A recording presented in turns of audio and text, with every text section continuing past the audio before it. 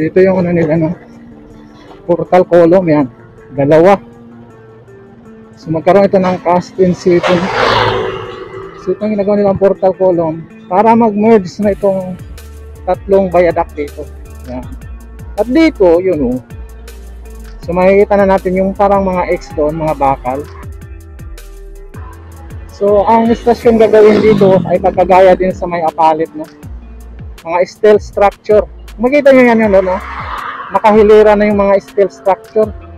By December 2027, that's the earliest po that we can be operational ho. Mula naman Clark International Airport, patungo norte naman, may ginagawa na ho tayong feasibility study para hanggang La Union naman po.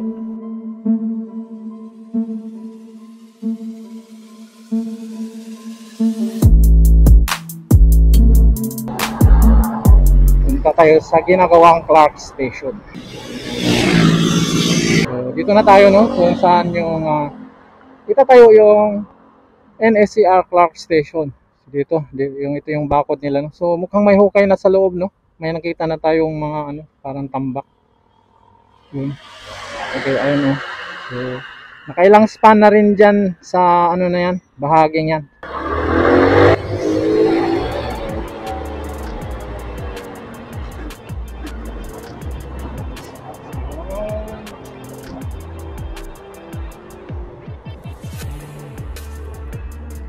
Yun, no? So yun po yung ano. So yan po yung span na natatapos na nila. So marami pa rin nagtatrabaho dito, no? At ngayon ay Merkulis Santo. Tingnan nyo, hinukay na nila itong bahaging ito, yan, no? So mayroon na silang hinuhukay dito sa baba. Daming mga rebars, oh. So yun na, naghuhukay na sila dito. Tsaka ito, kompleto na yung poste dito, no? Tatlo. Yan, so yan po yung span na natapos na nila. 1, 2, 3, 4, 5, 6, 7, 8. So yan, naghuhukay na sila para siguro yan sa ano, pundasyon na yan sa estasyon. So makita natin dyan, yan, oh, ito poste na to. At dito, yun, oh. So makikita na natin yung parang mga X doon, mga bakal, para sa pundasyon. So ang istasyon gagawin dito ay pagkagaya din sa may apalit, no? Mga steel structure. Makita nyo yan yun, no? Nakahilera na yung mga steel structure. Yun, no? So yun, mga bakal ang itatayo dito ng istasyon, no? At yun yung gantry nila. Yung gantry nila ay kagaya din sa ano, hindi na dumiretso umuusad dahil wala ng poste, no? Yan, ito na, nagsisimula na sila ng ano dito sa istasyon ito. Nagbubunot, binubunutan niya yung ano, yung sheet pile.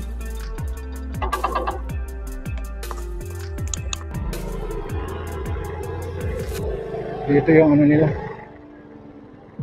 ang GPS.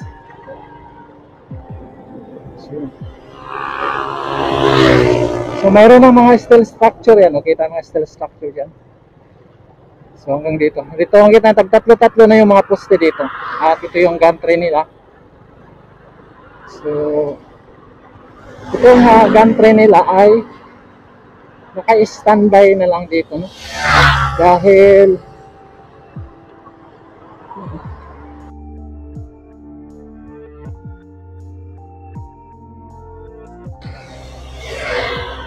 so naka-standby na lang yung gantry nila dito.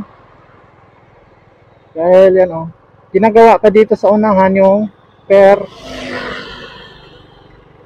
yan, yung cast in situ nilang ano, portal column. Yan yung portal column na ginagawa nila, no? Dito yung ano nila, no? Portal column, yan, dalawa.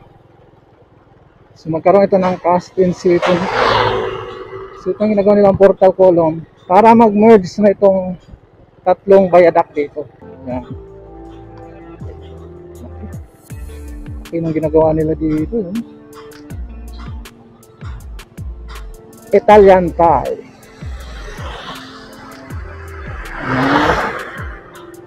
Ito yung ikalawa. Ito mas malaki ito, no? Mas mahaba. Dito medyo ma-extend itong ikalawa. So sabay-sabay nilang ginagawa itong kanilang gagawing portal column dito, no? At yan, diretso na yan doon sa main line. At sa unahan, makikita na natin yung ano, ayun, no? Yung gantry. So yung gantry ay nandito na sa may, ayun, no? Nandito na sa may ano, so nandito na sa may cast in situ, dumudugtong na. Yan, o. So ito po yung gantry number 3, no? Yan, kita din logo, gantry number 3. So nandito na siya. Ulo nito ang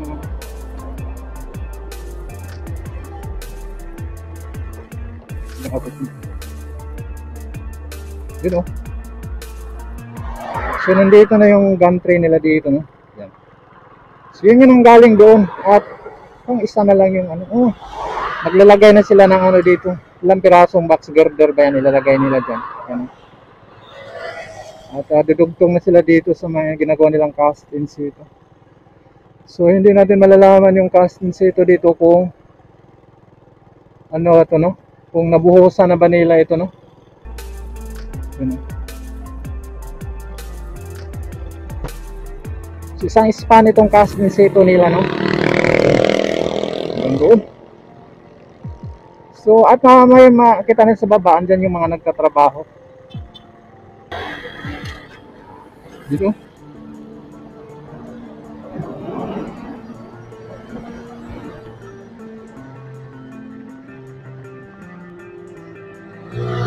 So makikita, ayan, oh, 1, 2, 3, 4, 5, 6, 7, 8, 9, 10, 11, 12, 13 na box girder, no? 1, 2, 3, 4, 5, 6, 7, 8, 9, 10, 11, 12, 13, 14 na box girder yung nasa baba. At iakyat na nila yan. So yun, no? So magdudugtong na sila dito sa may ano, ginagawa nilang cast in situ. Ito yung gantry number 3, ano. So doon, tapos na yung ano nila doon.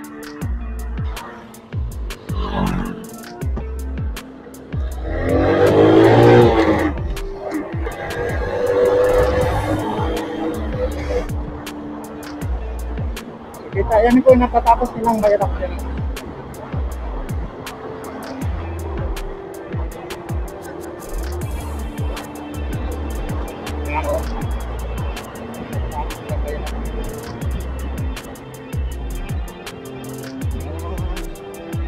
Hanggang dyan lang yan. At dito naman yung bahagi yung medyo mababa yung mga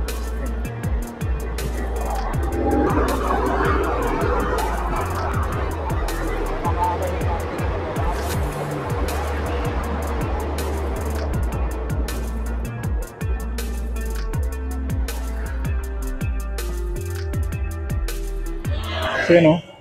Mula doon, mababa na yung mga poste dito. Yan. Kita mo yung antaas ng mga ano, parang mga Y yung mga per head dito. Yan. So hanggang doon na yan. At pagdating naman doon sa unahan, unti-unti naman yung umaakyat doon.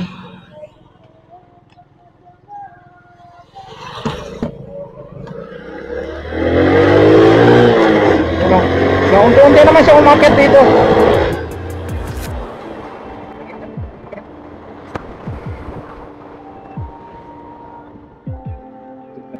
Simula dyan.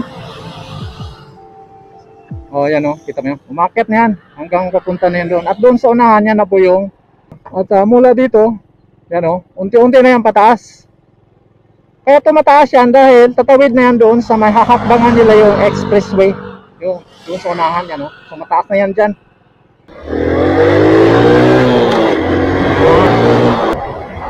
Dito mataas na ito.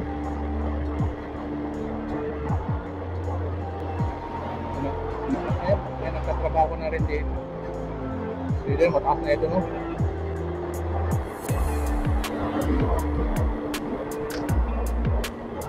Yun. So, di ko lang alam kung mga steel girders na ilalagay nila dito, no?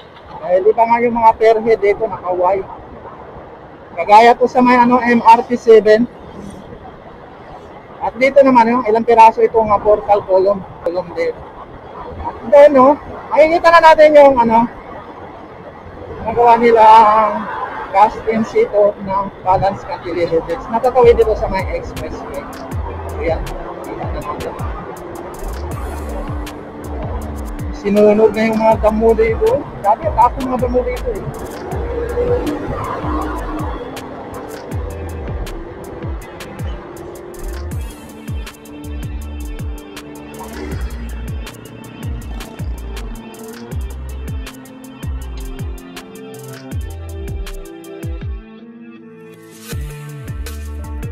So yan na po yung ginagawa nilang balance cantilever bridge. Natatawid dito sa may bahagi ng expressway. Yan sa may SFX yun. At ilang na lang yan. Ilang segment na lang yung gagawin nila. Siguro dalawa, isa. Tig-isa na lang siguro tapos magdugtong na sila sa gitna. Yan parte sa gitna. Diyan yun magkakaroon ng closure segment. Yan yung iba gitna ng expressway. At dito naman yung makita natin mayroon na rin dito nakaabang na para sa cast in situ, no? Hahakbang dito sa may poste. At doon din sa kabila, magkabila yan. Para hindi siya tatagilid yung poste, kailangan tutubo yung magkabilang gilid. So, tig-isang na lang siguro to, tig-isang segment. Dahil yung isang segment yan, nasa mga 5 meters. At hanggang tons yung kayang bubuhatin itong cantilever formwork. Yan So malapit na magdugtong. Malapit nila matapos itong ginawa nilang balance cantilever bridge dito. So dito bahagi na to ay tumataas nga yan. Umaangat yan mula doon. Hanggang dito yun. At pagdating naman doon sa baba doon unahan. Diyan naman po yung ginagamitan nila ng steel girders. Papunta yan. Dire-diretso na yan doon sa underground station ng Clark International Airport. Diretso yan. At parang nag-u-turn yan dyan bandang unahan papuntang Clark International Airport. Yung underground station